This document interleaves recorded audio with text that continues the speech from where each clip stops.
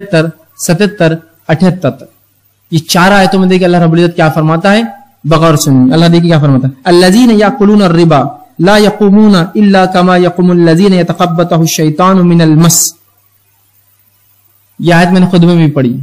अल्लाह फरमाता है जो लोग सूद खाते हैं, याकुलूना रिबा, सूद जो खाते हैं, ये क़यामत के दिन ऐसे उठेंगे मैदान महशर में जैसे शैतान इनको छू गया हो, शैतान इनके अंदर घुसा हो। एक पागल आदमी, मजनून आदमी जिस पर एक जिन सवार है, अगर उसको आप देखिए कैसा भागता है पागलों के जैसा, ना कपड़े का होश, ना लिबास का होश, ना बालों का होश, ना किसी चीज, ना उसके रिश्ते समझते हैं। ये तो अल्लाह फरमा रहा है कि वो लोग जो सूद खाते हैं रोज़े क़यामत मकाम महशर में ऐसे उठेंगे जैसे यतक़ब्बतु शैतानु मिनल मस, जैसे शैतान ने इनको छू लिया, इनके जिस्म में दाखिल हो गया है। और अल्लाह ने फरमाया ज़ालिका बिअन्नहुम क़ालू इन्नमल बैउ मिस्लुर रिबा, और ये इसलिए कि वो दुनिया में कहते थे अरे सूद भी तो तिजारत जैसी है, सूद भी, इंटरेस्ट भी तो बिजनेस जैसा है।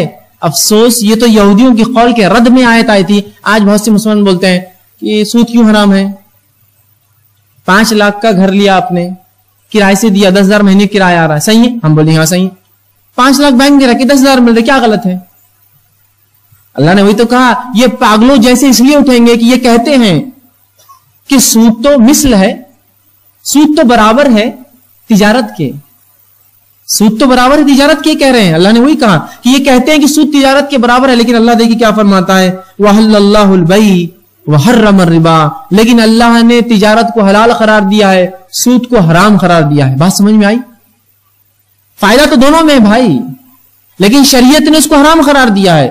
बात और वाजे करूं मिसाल देकर, एक इंसान निकाह करना चाहता है, किससे निकाह करता है? वो किसी लड़की से, औरत से निकाह करता है, चाहे कुंवारी चाहे शादीशुदा हो। लेकिन क्या अपनी सगी बहन से निकाह कर सकता है वो? कि तो बीवी तो मिस्ल है अपनी बहन के, क्या उसमें फर्क है? दोनों में दोनों औरतें हैं।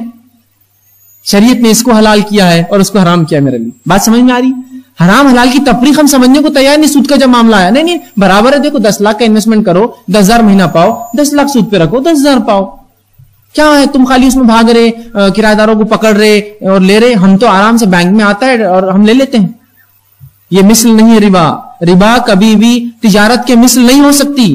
मिसाल समझ में आई कि एक इंसान निकाह करता है, उसकी बीवी है, उसकी बहन है, और वही उसकी जो है, लेकिन उसमें हलाल है तो कुछ औरतें और कुछ औरतें उसके लिए हराम है। तो यहां ये तरीका कमाने का हराम है और ये तरीका कमाने का हलाल है। कौन सा? तिजारत। इसलिए कि तिजारत में नफा और नुकसान दोनों है, जबकि सूद में सिवाय नफे के कुछ भी नहीं होता है। आदमी खूब नफा उसमें लेता है।